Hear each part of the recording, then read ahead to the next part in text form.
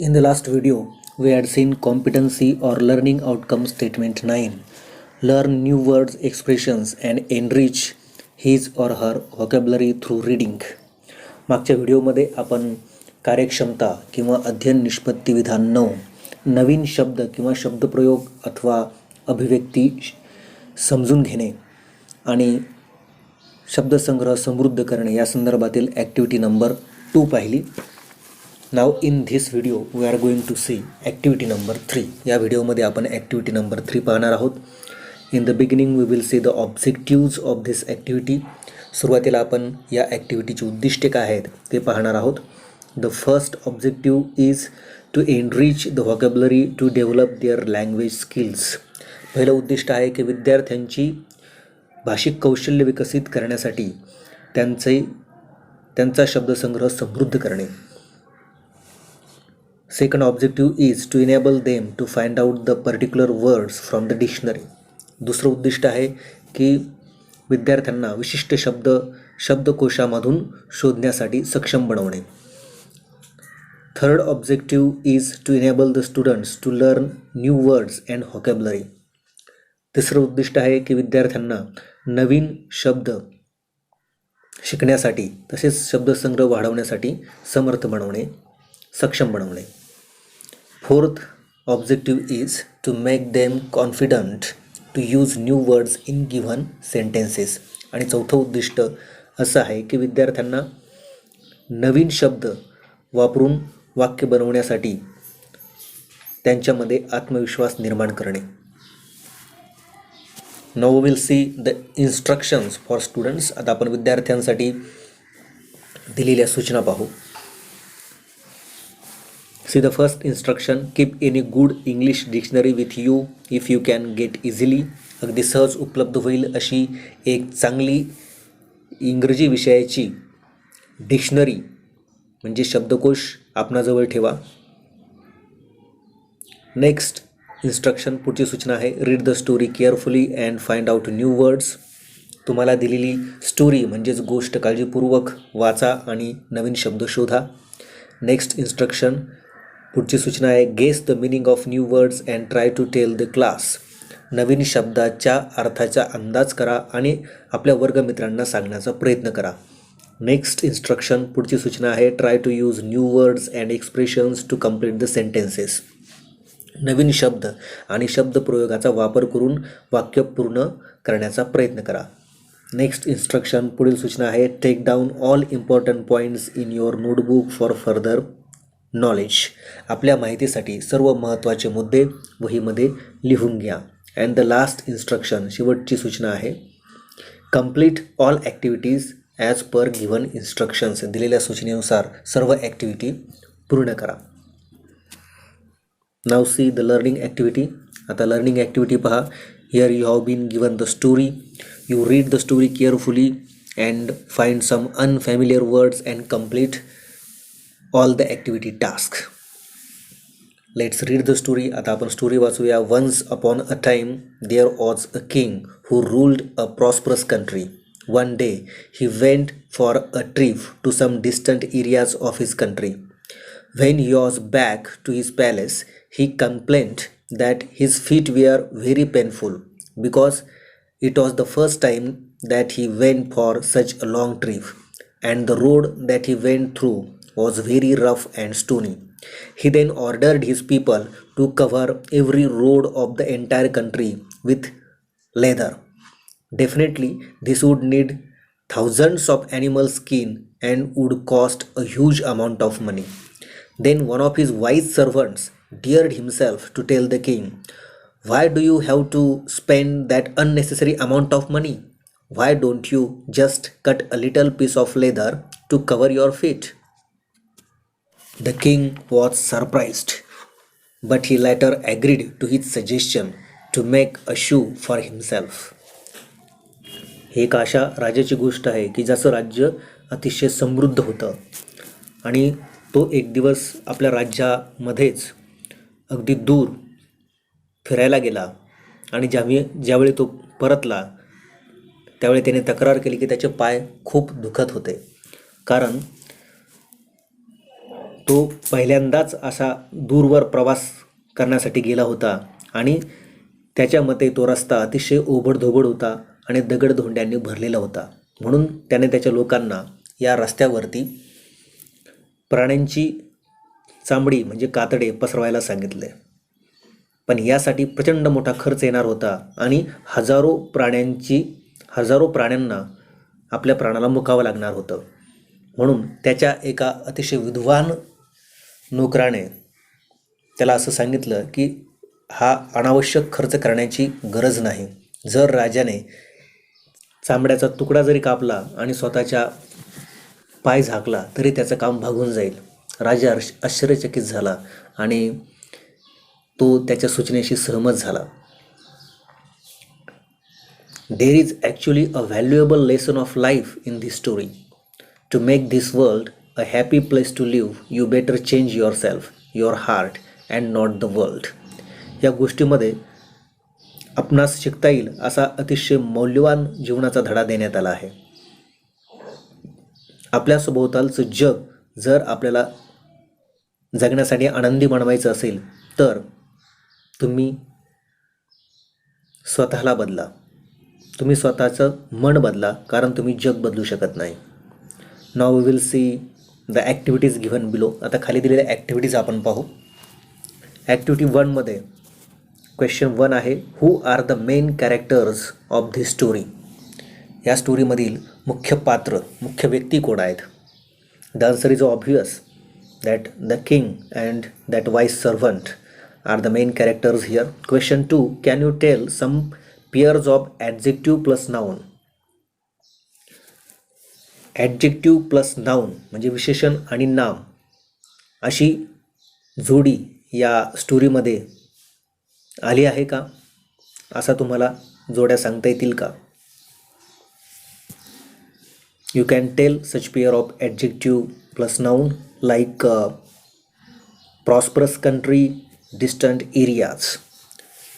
Question 3, do you find the antonyms of necessary? Antonym means opposite word, विरुद्धार्थी शब्द. necessary या शब्दाचा विरुद्धार्थी शब्द स्टोरीमधून शोधून काढा. Now say activity number 2.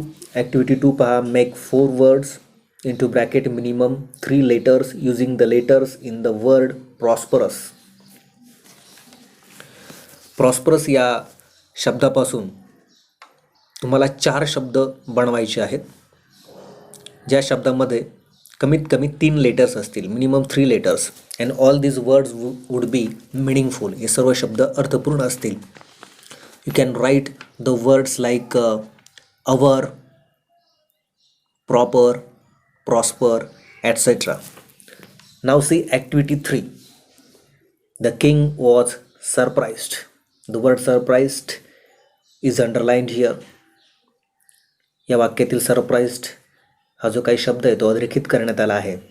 Can you take any verb or noun or adjective at the place of surprised and make meaningful sentence? Surprised या शब्दाच्या जागी तुम्ही एखादं क्रियापद,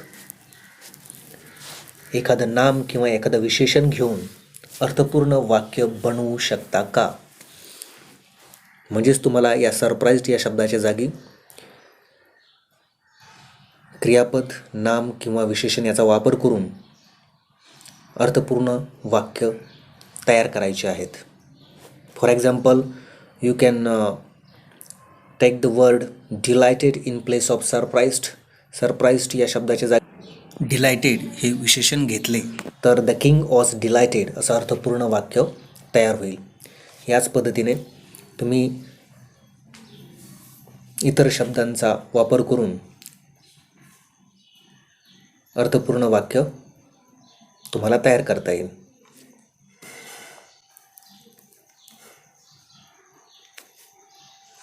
नाव सी सॉल्व्ड ॲक्टिव्हिटी और डेमो सेक्शन. आता सॉल्व्ड ॲक्टिव्हिटी आणि डेमो सेक्शन पहा. Will solve 2 activities. या सेक्शनमध्ये आपण 2 ॲक्टिव्हिटीज सोडवणार आहोत. ॲक्टिव्हिटी 1 या ठिकाणी आहे complete the word chain of nouns, म्हणजे नाउन्सची वर्ड चेन आपल्याला या ठिकाणी कंप्लीट करायची आहे. Add 4 words each beginning with the last letter of the previous words. Noun दिलेला आहे किंग.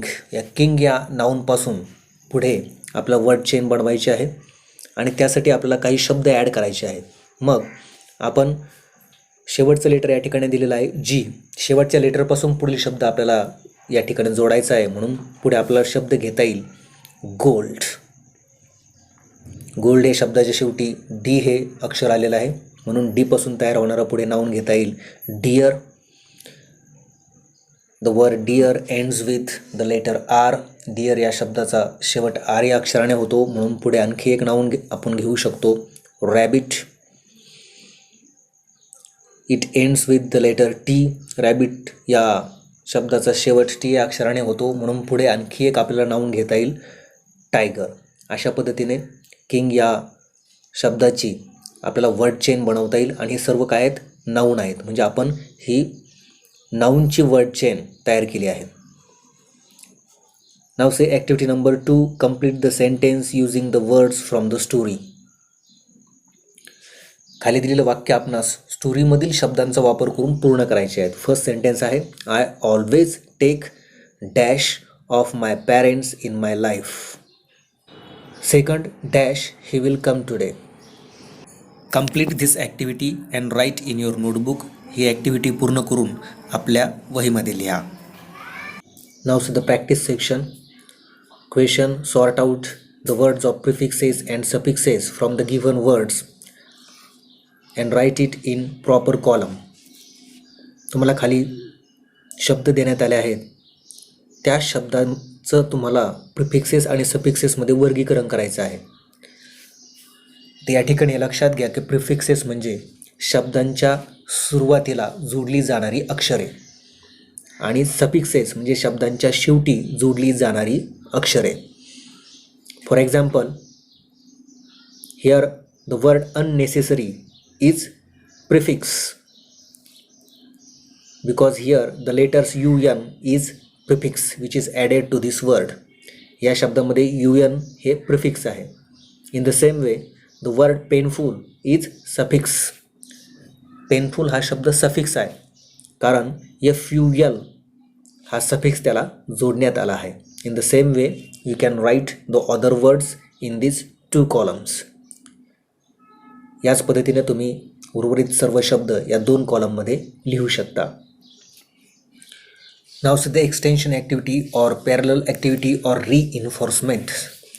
आता आपण समांतर उपक्रम पाहू. Again you read the following passage and do the activity. खाली एक तुम्हाला पॅसेज देण्यात आला आहे आणि तर तुम्हाला वाचून ॲक्टिव्हिटी पूर्ण करायची आहेत. Let's read the passage.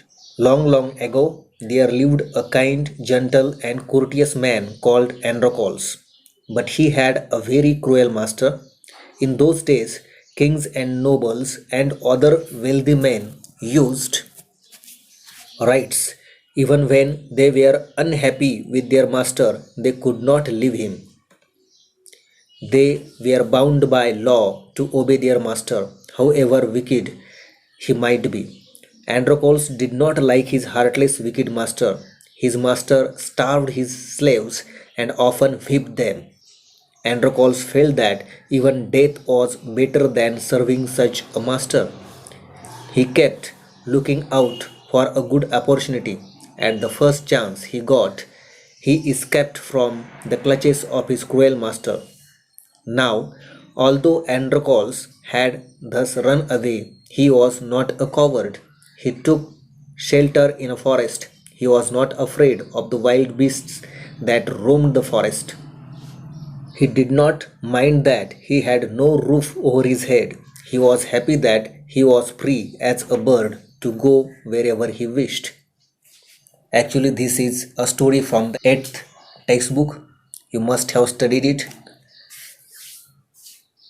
हा पॅसेज, हा उतारा म्हणजे इयत्ता 8वी च्या वर्गामध्ये आपण जी स्टोरी शिकलो आहोत ती स्टोरी या ठिकाणी देण्यात आली आहे. Let's see the activities given below. खाली दिलेल्या ॲक्टिव्हिटीज पाहू. ॲक्टिव्हिटी 1 या ठिकाणी प्रश्न दिलेला आहे. Who is the main character of the story. या स्टोरीमधील मुख्य पात्र व्यक्ती कोण आहे. त्या व्यक्तीचं नाव शोधून तुम्हाला या ठिकाणी लिहायचं आहे. Question 2, can you tell some pairs of adjective plus noun. पुन्हा या ठिकाणी विशेषण आणि नाम यांची जोडी आपण सांगू शकता का, त्या जोड्या तुम्हाला या ठिकाणी लिहायच्या आहेत.